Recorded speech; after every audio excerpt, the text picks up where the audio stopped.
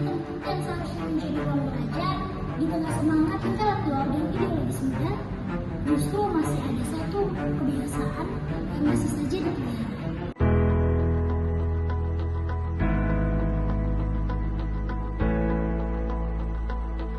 Bolos kuliah berjamaah dianggap keren, nonton saat ujian jadi tradisi. Senioritas dijadikan untuk menekankan adik tingkat, seperti bentak-bentakan, hukuman fisik, bahkan pelecehan. Semua dibungkus dalam satu kata, tradisi.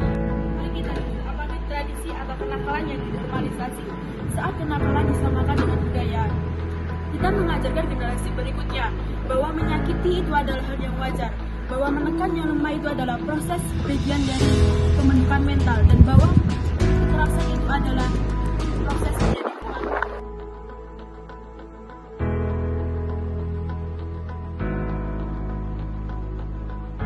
Tidak, itu bukan budaya, itu masalah, dan masalah ini harus kita akhiri. Kita hidup di zaman di mana perubahan bukan hanya mungkin, tapi harus dilakukan. SDG 16 salah satu dari 17 tujuan pembangunan berkelanjutan mengajak kita semua untuk membangun dunia yang damai, adil, dan memiliki kelembagaan yang kuat. Tapi inovasi itu dimulai dari ruang kelas, dari organisasi mahasiswa, dan dari cara kita memperlakukan sesama.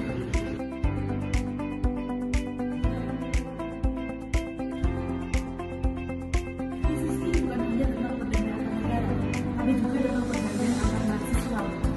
Bukan hanya tentang keadilan hukum, tapi juga tentang keadilan sosial di dalam kampus.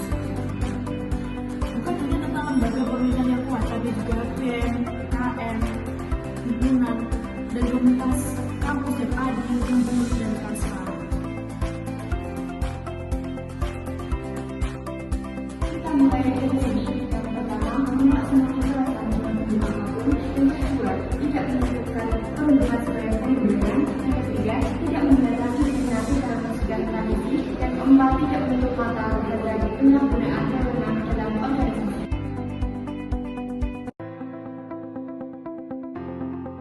Bayangkan jika semua mahasiswa bisa bersuara tanpa rasa takut. Bayangkan ruang kelas tanpa diskriminasi. Bayangkan organisasi kampus yang membangun bukan merusak muda. Itulah SDG sistem kehidupan nyata. Karena damai bukan berarti diam, damai berarti adil. Semua diperlakukan dengan hormat. Semua diberi tempat untuk berkembang.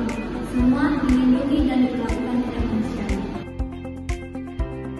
Perubahan bukan datang dari atas, tapi dari kita yang baru berkata, aku tidak setuju, ini salah, kita ubah syariatnya. Karena dia adalah setuju, dan kita tidak bisa setuju pada sistem yang menyakiti.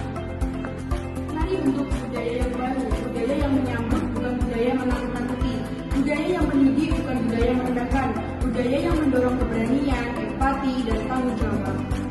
Sudah banyak kampus yang memulai perubahan. Yang pertama, menghapus ospek yang menyiksa. Yang kedua, membentuk sistem pelaporan kekerasan. Yang ketiga, mengganti kegiatan pengembangan dengan mentoring dan pembinaan yang sehat. Yang keempat, menumbuhkan kepemimpinan inklusif. Dan kamu adalah bagian dari perubahan itu. Mungkin kamu pikir, saya hanya mahasiswa biasa. Apa pengaruh saya? Tapi jangan salah, setiap aksi kecil yang kamu lakukan, tidak ikut nyontek, memilih teman yang membuli, tidak menyeberangi orang lain, itu semua adalah bagian dari revolusi yang mulia.